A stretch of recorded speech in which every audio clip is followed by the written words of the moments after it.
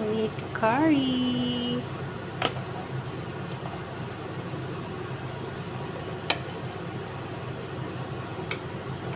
Nasunod yung onion leaves ko. Kain na tayo!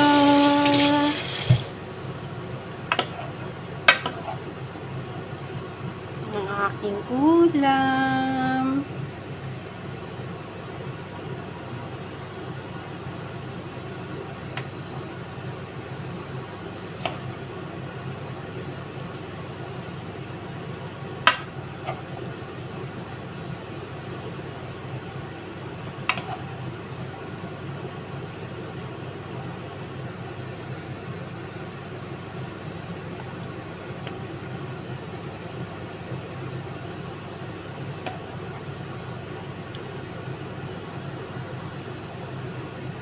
Baby potato po kasi ang liliit niya, and matamis po siya, and nabasa ko po sa sinasabi nila ng mga doktor ay pagbalatan ang potato, at saka pinapanood ko pa sa Instagrams. So ayan na tayo, konti lang ang aking meat kasi para hindi tayo magka goat. Kain na mga kananay. Nilagyan ko siya ng gata kasi na-miss ko yung parang chicken curry ganyan, pero beef po yan, pero hindi ko siya nilagyan ng curry at turmeric. Baka magdilaw ang kamay ko, pero healthy po ang guys, ang turmeric. Umiinom ako, dinidiretso ko na lang sa mouth ko. Ayan ang potato. Maliliit po yan na potato guys. Pakita ko sa inyo.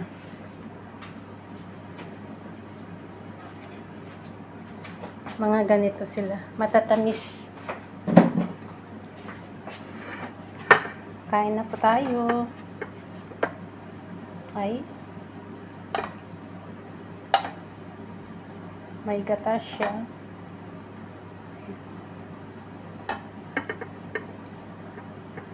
Thank you, Lord.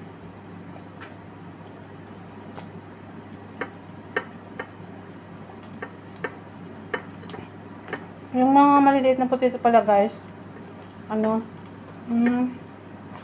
sa kalabasa, parang ang lagkit niya.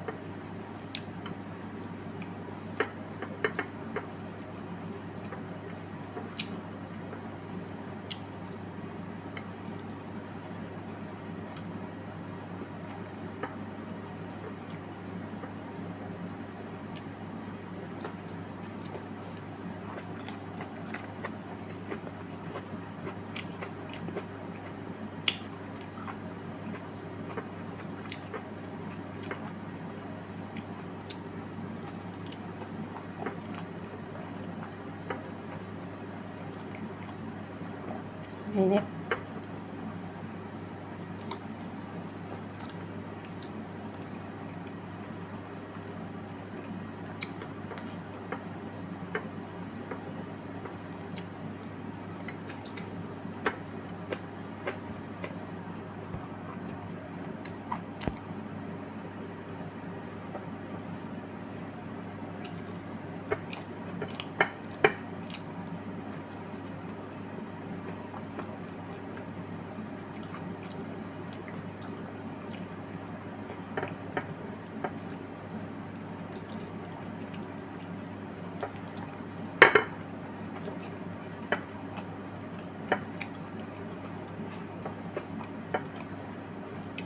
Pag may age na po tayo na 40 pataas, ganyan.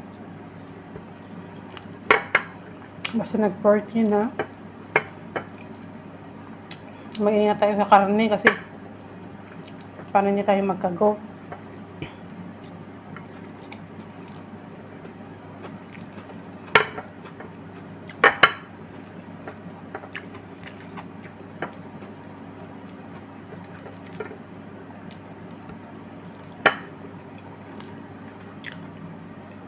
Kain na rin kayo dyan mga kananay.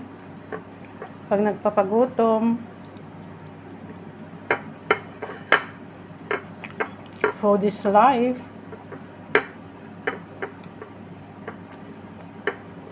Dati guys, pag kumakain ako, may soft drinks or may coffee. Pero coffee na yung milk and tea, ganyan. Kasi hindi ako nagkakape talaga. Minsan, ganyan. Noon yung mga nakasashi. Pero depende sa pakiramdam. Ngayon tinanggal ko na, matagal ko nang tinanggal kasi parang nabababad yung kinakain ko habang humihigop ako.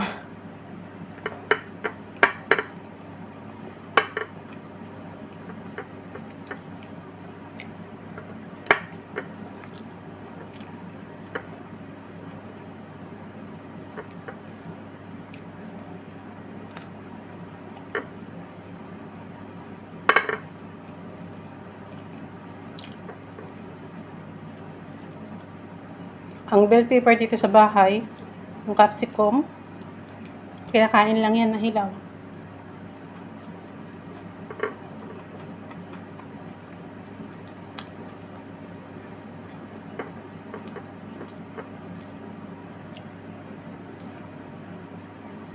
Kain na kayo.